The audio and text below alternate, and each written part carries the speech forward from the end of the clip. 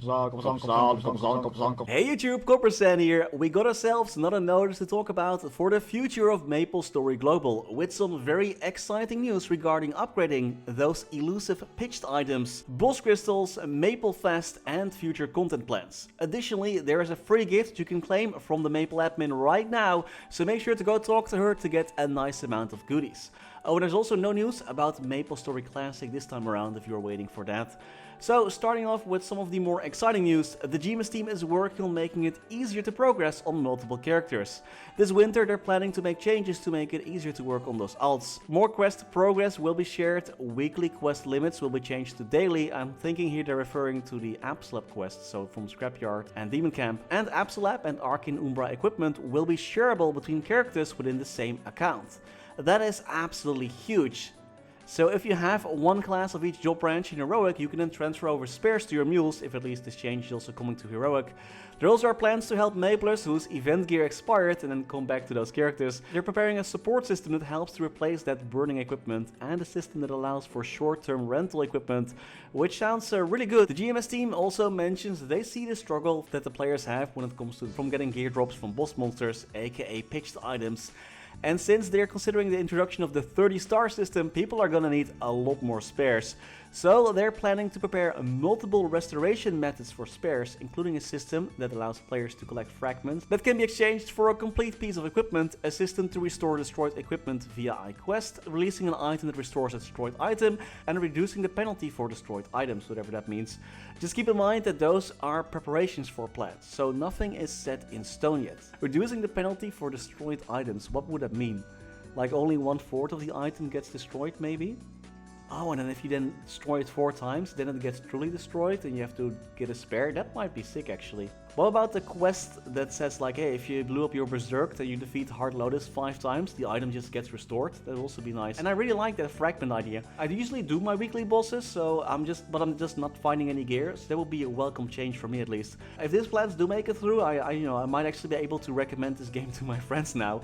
But wait, there is more. In a complete surprise move, the GMS team has changed the max level of all link skills to level 3. This will be quite a boost for everyone who has level 2 link skill characters that are already level 210.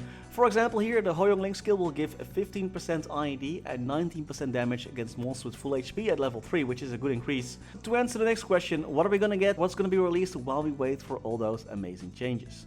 In a little bit less than 2 weeks, we're getting the Legion Champion system, which is another stat increasing system based on the amount of bosses you can solo on the designated characters. For this update, Midnight Carnival is returning as the main event, and there will be various smaller events like Champion Burning, World Leap and Dave the Diver event will be extended for 4 more weeks. Then a month after that, we're going to get a huge September update. In this update, all classes will be changed to 2-minute classes, meaning that all your 3-minute cooldowns will be cut to 2 minutes and some balance changes will be made, which will be huge and very impactful for basically every class.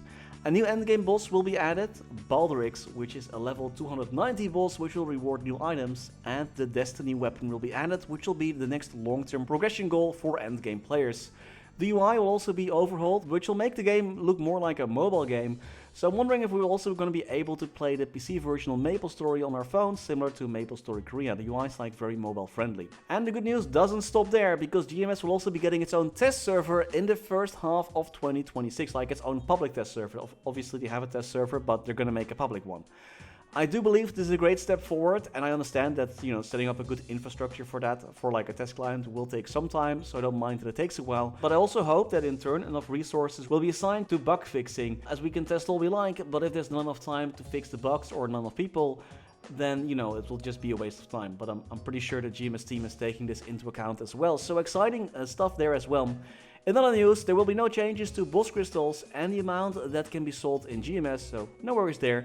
And after the 27th of August, the 10% fee for trading items between worlds will be removed for the interactive servers, which will hopefully boost trading between servers a bit more. Furthermore, various convenience changes are planned, like a favorite event feature where you can pin an event, your favorite events to the top of the list, immediate price changes when relisting items in the auction house, and extra convenience when extracting items and organizing your inventory, as well as other minor improvements like the ability to open reward boxes in bulk, improvements to the text needed to input when obtaining some items, and adding an invincibility status indicator.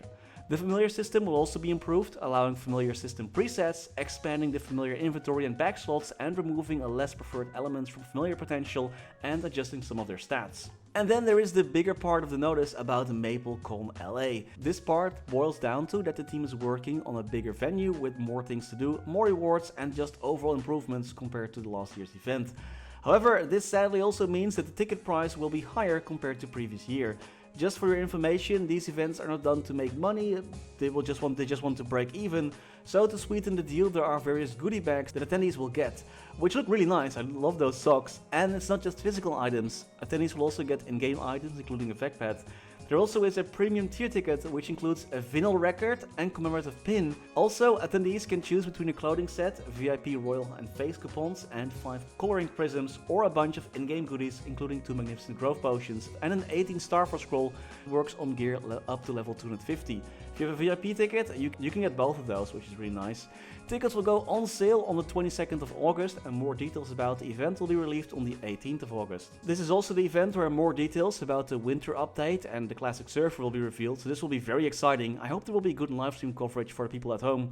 Overall, I think this notice is really good, and it tackles most of the things at least I'm having issue with, and I'm thinking most people have issues with in the game. But I think it will also be nice if then for the next notice or the next goal for the GMS team, they would be a bit more focused on the interactive servers and their issues, because I think there still is some things they would like to have addressed over there. What do you think about the notice and the changes that the team is considering on implementing? Let me know in the comments. Also, MapleStory Korea just released a test client which heavily impacts progression and class balance, so stay tuned for another video later today. But that's all I have for this one. Thanks for watching, and as always, special thanks to our members making these videos possible. Special thanks to Niels de Coninck, Raar maar waar, Sebastian Hanøy, Caudimorda, Wiley, BackSpaceOTI, Ziggy, Flidiot, Knivesu, Cloudfix, Michael Menchaca, Raythius, Betrayal1489, Sylvio, Neto, StrikerElk, Ryaiser, Aryu, MaxBurnHeart, The Passenger, ScottyFlysFast, Only, Spudsy, snafuPop, Dewey, Tran, Kaniwoo, Kirch-Nehammer, Dexzu, Dante Victory, The Wolf Drake, Lord Fazil, Matthew Dev, Tails Kurspet, DVNCA, and Schwandro. Thank you so much for watching. Also, just really quick, sorry for not making videos for a few days. Everyone at home has gotten quite sick. You know, when you have a kid, they bring home so many germs. So unfortunately, we're getting sick a bit more. We're still a little bit sick, but at least we're getting better. So yeah, that's why there was no video for a few weeks. But I'm feeling good enough now to get some content started. So I'll see you all real soon.